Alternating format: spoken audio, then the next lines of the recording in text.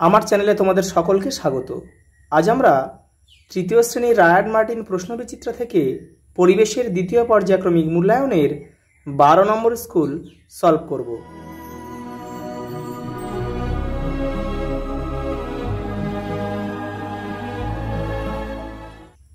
সাঁকরাইল কুসুম কুমারী প্রাথমিক বালিকা বিদ্যালয়। একের দাগের প্রশ্ন দেখো, সঠিক উত্তরটির পাশে টিক চিহ্ন দাও। এদের মধ্যে জার্সি পরে ক্রিকেটাররা, শীতকালে মানুষ পরে সোয়েটার, জ্যাকেট, চাদর, সবকটি। এই উত্তর সবকটি হবে।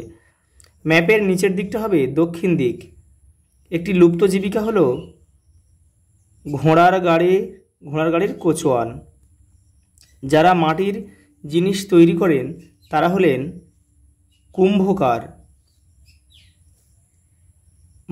মাকে বলে দিদা। পরেরটা দেখো, মাটির বাড়ি তৈরিতে কাজে লাগে খড়। পিনকোড আসলে পোস্ট অফিসের নম্বর। 2 দাগের পারিবারিক জীবিকা কাকে বলে উদাহরণ দাও। তোমাদের টেক্সটের 108 নম্বর পেজে উত্তরটা রয়েছে, দেখে নাও। এই যে এখান থেকে এটা পুরোটা লিখতে উদাহরণ রয়েছে, যে কর্মকার, কুম্ভকার, কৃষক। পরের প্রশ্ন দেখো, উল ও তুলোর একটি করে উদাহরণ দাও। উল হচ্ছে ক্যাশমিলান আর তুলোর একটি হচ্ছে কার্পাস। পরেরটা দেখো, যারা লোহার জিনিস তৈরি করেন তাদেরকে কি বলে? কর্মকার।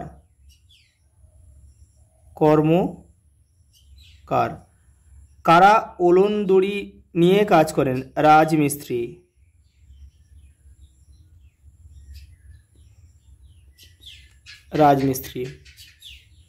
মানুষ খোলা আকাশের নিচে থাকতে পারে না কেন? বৃষ্টি, রৌদ্র, ঝড় প্রভৃতি কারণে তারা আকাশের নিচে থাকতে পারে না। প্রাচীন জীবিকা কাকে বলে? উদাহরণ দাও। যেসব জীবিকা মানুষ প্রাচীনকালে করত এবং এখনও করে সেগুলোকে প্রাচীন জীবিকা বলে, যেমন কুম্ভকার, কর্মকার প্রভৃতি। কুম্ভকার মানে যারা মাটির জিনিসপত্র তৈরি করে, আর কর্মকার মানে যারা লোহার জিনিসপত্র তৈরি করে। নদীর পাড়ে বাড়ি থাকার একটি সুবিধা, সারা বছর জলের যোগান পাওয়া যায়, যেখান থেকে চাষবাস হয়। একটু অসুবিধা লেখো। নদীর পাড়ে ভাঙন হলে ঘরবাড়ি ধ্বংস হয়ে যেতে পারে বা বন্যা দেখা দিতে পারে। পরেরটা দেখো, শীতকালে ঠান্ডার হাত থেকে বাঁচার জন্য পাখিরা কি করে? পালক ফুলিয়ে রাখে। পরেরটা দেখো, 3 দাগের সিনথেটিক উলের অপর নাম ক্যাশমিলান। একটি নতুন জীবিকার নাম হলো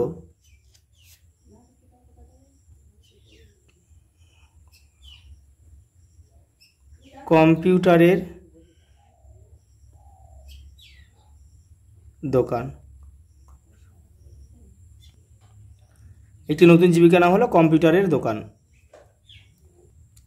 পরেরটা দেখো, ম্যাপ শব্দের অর্থ হচ্ছে মানচিত্র।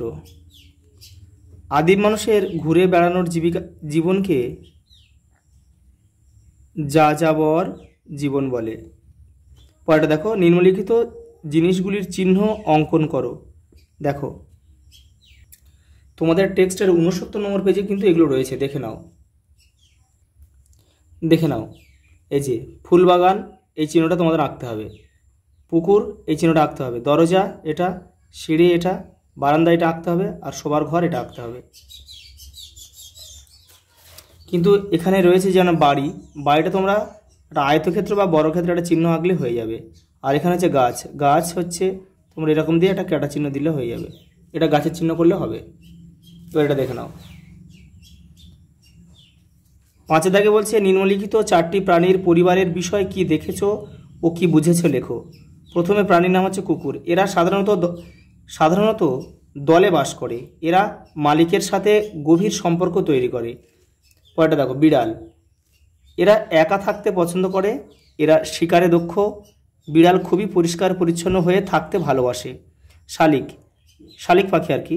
এরা দলবদ্ধভাবে থাকতে পছন্দ করে, এরা মানুষের আশেপাশে থাকতেও দ্বিধাবোধ করে না। মৌমাছি, এরা সামাজিক জীব, এদের পরিবারে কাজের ভিত্তিতে সদস্যদের মধ্যে বিভাজন দেখা যায়, অর্থাৎ শ্রমিক মৌমাছির কাজ আলাদা হবে, রানী মৌমাছির কাজ আলাদা হবে, পুরুষ মৌমাছির কাজ আলাদা হবে।